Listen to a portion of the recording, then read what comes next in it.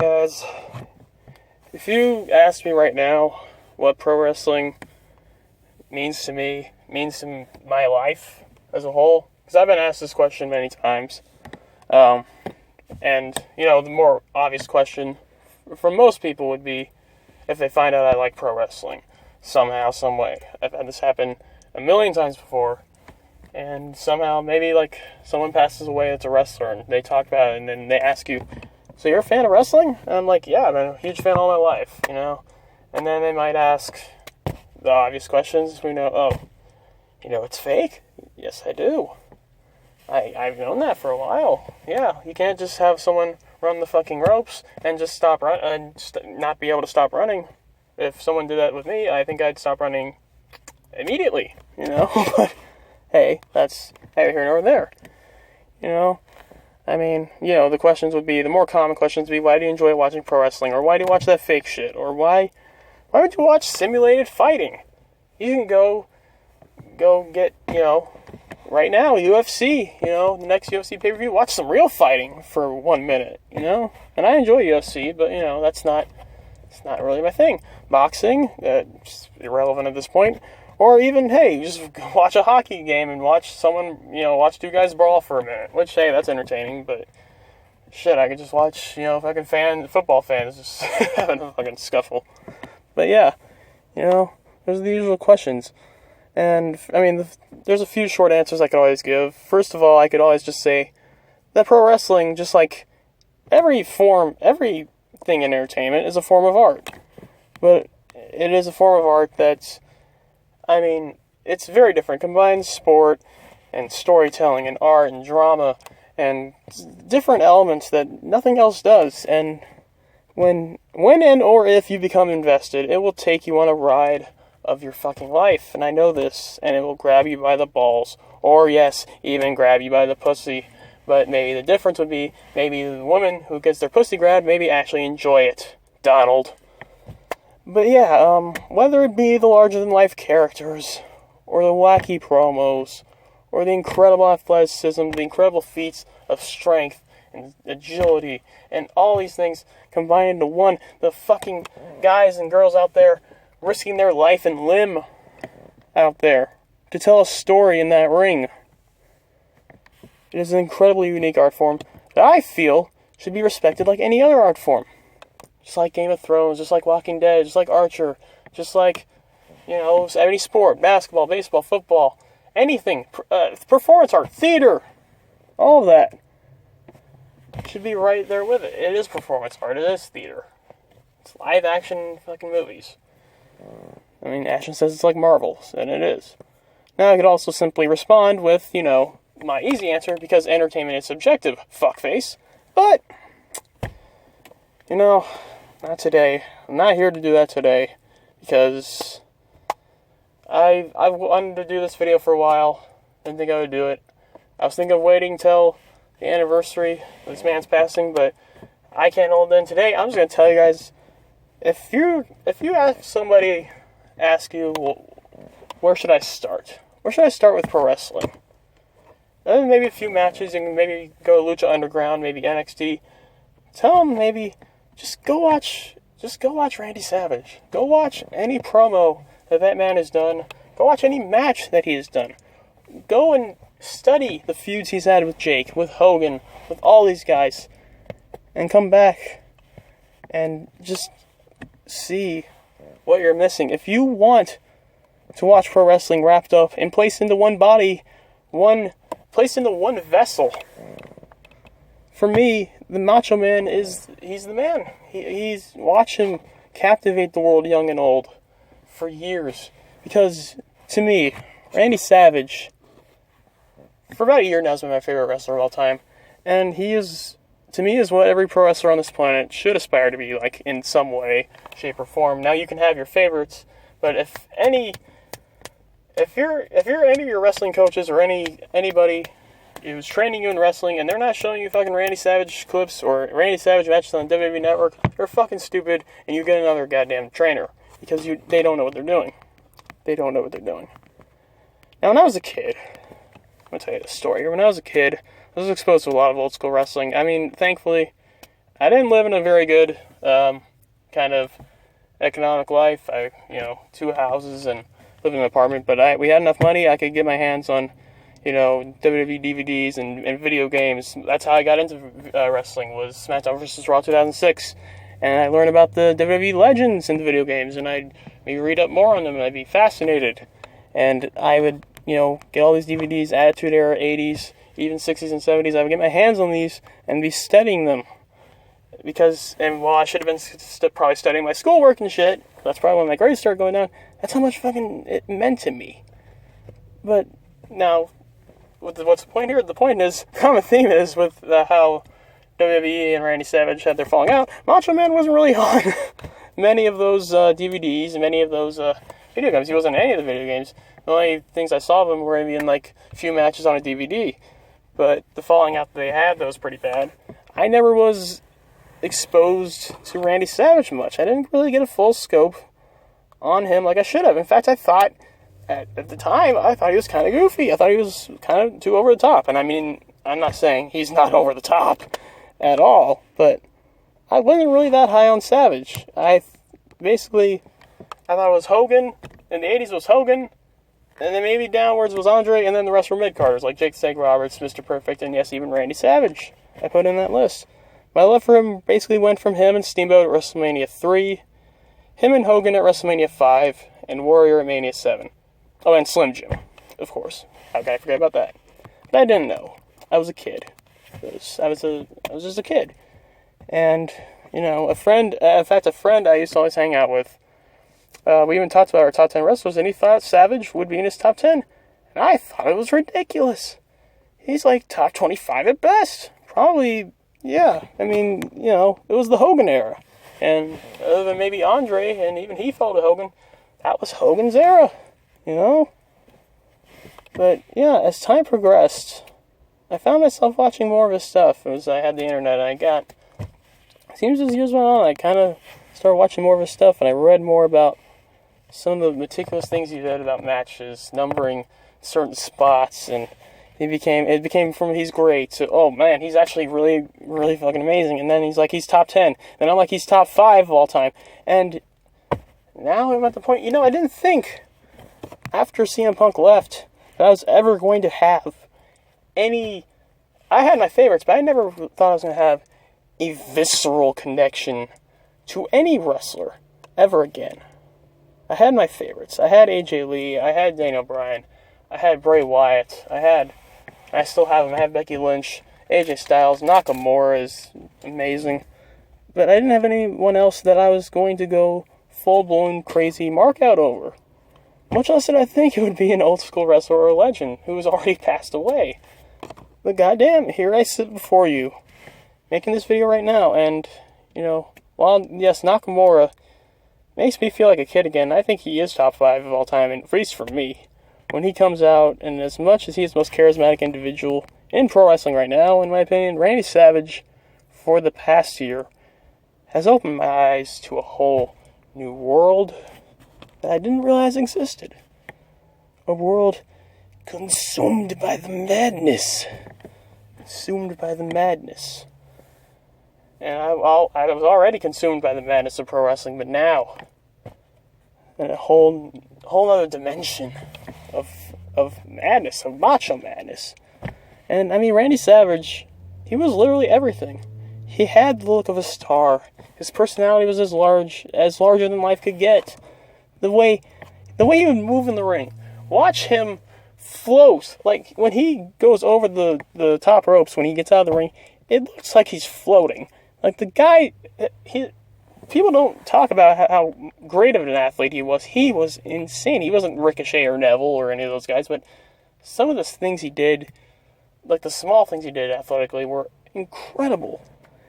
I mean, and of course, I can't forget about the man's intensity. The guy was insane. His intensity was unparalleled, only to the likes that I can think of guys like the Ultimate Warrior and Chris fucking Benoit.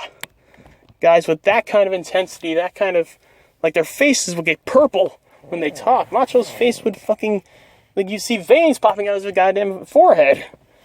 I mean, now, obviously, he did steroids, and he said he only did them once, but I'm sure he did more than once. But whatever. It's, but yeah. Tower of power, too sweet to be sour. Sky's the limit in space. You know the rest. And like most of the true greats, of course, he was always overshadowed, unjustly, by someone else bigger than him. And you know what?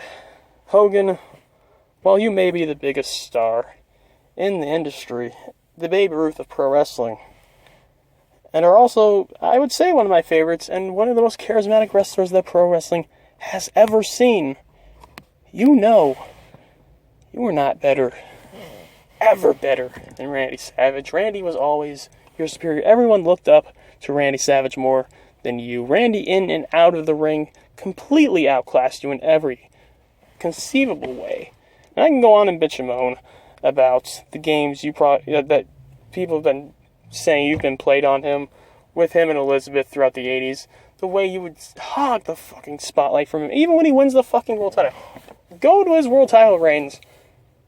Literally, I think every title reign, Hogan has something to do with it, or he would just go out there and celebrate with him and take the fucking camera spotlight like a goddamn hog. WrestleMania 4, Hogan helps him beat Ted DiBiase, and he immediately starts grandstanding and hot dogging like a fucking punk bitch. Because Hogan, I can probably say he was probably, maybe not jealous, but was kind of, he was jealous. He was jealous about how good he was, and he won the fucking spotlight for himself. He can't keep his duck face off the camera for a second. But, you know what? I talk about that, but I'll just ignore that because, Hogan, you were also great. I can't deny that. You were also great. But not great enough to warrant this kind of video from me. And it's still, to me, it eats me alive. It's still a goddamn shame. A goddamn shame that the man couldn't give his Hall of Fame speech years earlier. And especially, if he was still alive, he wouldn't have the man that he has hated for years and has never admitted to have made peace with in Hulk Hogan, inducting him. The man hated Hulk Hogan his whole fucking life. He was never his friend. And Hogan says, oh, they were chummy, they were great. Bullshit. No. And even worse, he didn't even get the main event Hall of Fame speech. Even though he is at least top 10 of all time. Even if we're going objectively, he is top 10. He drew as well, almost as well as Hogan did. And that's the time where only the guys who would draw the most money would be champion. They could have had Hogan be champion forever. He was the guy, but Savage, they thought he was going to sink with the title. He didn't sink. The WWF was as good as they ever were back when he was champion. But no, Kevin Nash gets the Hall of Fame speech, the main event Hall of Fame speech. I guess because the one thing he was better at than Kevin Nash, I guess, is living longer. I don't know. It's ridiculous. And I'm nothing against Kevin Nash. I like him, but you don't deserve that spot. You don't deserve it. And I'm not saying the man was perfect. I'm not saying he was perfect in any way. He was flawed, as any man is. As any man and woman is, he was flawed. He had his flaws, and he had his bad moments that I've seen, just like most wrestlers did back in the 80s. Hell, he called fucking Tito Santana a goddamn beaner in one of his promos in 1986. And that's, I look at that and I cringe, and I'm like, what the fuck? Why? Because outside of that, he seems like he's never been racist. He's never had any kind of problems with anybody. He's helped out children. He's helped out... I mean, you talk about Cena with Make-A-Wish. Randy Savage was doing that shit, and he didn't fucking, boast about it for, like every goddamn week. He just did it. I can even talk about the story if he was going to have a shoot fight with Hogan, and all the proceeds were going to go to a the children's hospital. And you could say that was, just him trying to look good and him just wanting to stir up the pot with Hogan. But hey, he didn't have to fucking do that. He could have just taken all the proceeds for himself, or he could have just, hey, it's pretty fucking cool. Of course, Hogan turned it down. Be a man, Hulk. Yeah, his rap album sucked. I won't deny that. And yes, he was overprotective of Elizabeth. A lot of people would say, and the way his character was portrayed. And, of course, the stories that we've heard off-screen, I can believe that. He could have been a little overly paranoid. I mean, my God, he's insane. He was insane. But, I mean, then you hear about the ways he would put people over, and he was in a position, especially when we get to this story with Diamond Dallas Page, he was in a position where he could have done whatever he wanted. He had creative control in WCW. With Diamond Dallas Page, he extended his hand out to the guy, and Diamond Dallas Page was ready at the time. Randy Savage, they went up to him. They were talking about the match. And their first match, or one of them, or at least how the feud was going to end. And they asked him, so what do you want to do with the Diamond match? And he's like, I think I want to take the Diamond Cutter. Now, Hogan's not going to do that.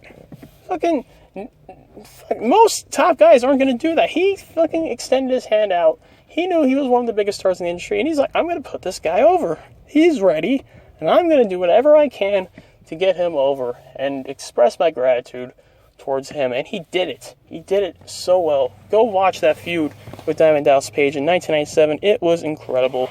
Wrestling Observer gave it Feud of the Year. I don't blame them. I don't blame them one bit. Go watch that stuff. I even have Ashton doing, I even requested Halloween Havoc 97. They have one of their matches there. Go watch it. It's great. Like him, Hogan, and Hall and Nash basically had the creative control over everything they did in WCW. And yeah, like Savage is like, no, I'm not going to hog all the spotlight for myself. I want to put these young guys over, because he knew his time was running out. He was in the twilight of his career, and he was still doing great in this twilight of his career. But yeah, Hogan's not going to do that shit. He never did do that shit. Even with Warrior, he was bitching and moaning afterwards. He raised his hand, he was crying like a pussy at WrestleMania 6. So, I don't know. Stuff like that really kind of gets to me in a way. Like, you want to look up to someone like that. You want a model kind of thing that wrestlers should always look out for. Like, look out for the future. When you're coming in, do your best to get over, get to the top. But when you know your time's up, you have to step back and think, there's a crop of young guys out there. And if you make it to the point of where Hogan and Savage got, if you can put some guys over like that, the way the Savage put DDP over, how far that's going to get for not just him, but pro wrestling as a whole. Diamond Dallas Page was insanely over, even before this, but he became even more over. He was the man, along with Goldberg and along with Sting. And a lot of that you can thank Randy Savage for. My God, I can talk about this forever. His feud with Jake is one of my favorites. Not counting the matches, because the matches were like 5 minutes, if I'm being quite honest, but they were incredible. The personal stuff with Elizabeth, Jake slapping Elizabeth, and the promo afterwards, it's one of my number 2 promos of all time. It's Randy Savage, basically, and I've never seen a man more miserable than what happened. He could get into anything. He sunk his teeth into anything that he did, and he was amazing. I can talk about him forever. His feud with Hogan obviously was great, even though all the shit I said about Hogan. His promos were just, like, top-notch. Even him and Sherry. Elizabeth was the shy, that was not shallow, she was great. But the shy woman who you just kind of be there kind of on the side and not talk too much, because as a heel, Savage was kind of the abuser, and as a face, I guess Elizabeth just loved him. I don't know. I don't know what that says about, I don't know what that says much about feminism back then, but whatever. It sucks. And even when Zeus came in for the Hogan feud, oh my God, that shit was fucking gold. But yeah, I can go on forever. His match with Steamboat was incredible. That feud. And yeah, I wanted to do this video for a long time. Randy Savage, I kind of started getting into him for about a year and a half, and the thing I want to get to here is while I've always loved pro wrestling, he reminded me again just why I love this fucking business so much, why I love this as much as I do, and why I got into this in the first place. Sometimes with the current state of pro wrestling, I'm not saying it's horrible, but it's horrible. You know, a lot of things that's going on, a lot of the, you know, inside stuff that we know about now, and that's, like, everything's spoiled for us. Everything is not, you know, everything's just kind of just, it happens and you just move on. It's nothing, the passion is really lost in wrestling now. I mean, we have to, you know, just reviewing Raw, SmackDown, and TNA, all those stuff, I would be miserable. I would be miserable taking all those notes, because I'd be like, why am I doing this? Why even, because I haven't watched Raw in like 3 or 4 months, because it's not what pro wrestling is to me. It's not what I got into this for. I got into this for great moments. And I mean, I've watched a bunch of crappy Raws. I watched a bunch of crappy SmackDowns, but, you know, I have enough memories of pro wrestling to last me a lifetime. So I want to just kind of express just how the memories I have really affected me for a long time. And, you know, I mean, goddamn. I mean, and I'm not saying Savage is going to go down as the greatest of all time without question, because there are guys that Savage has influenced for a long time. Guys, Shinsuke Nakamura reminds me of Randy Savage in ways. Now, I mean, there's differences, obviously, but the charisma he has, the thing with Randy Savage, you look at him, you turn around, and you notice him. Not just, you know, not like Big Show when he's like 7 feet tall, but like, you can't keep your eyes off him. There's not those magnetizing characters anymore. Nakamura is one of those guys. You know, I mean, we can get to other guys like that. There's not many out there. I mean, AJ Styles is amazing right now. You know, guys like that. Becky Lynch, you know, I mean, Naito is as well.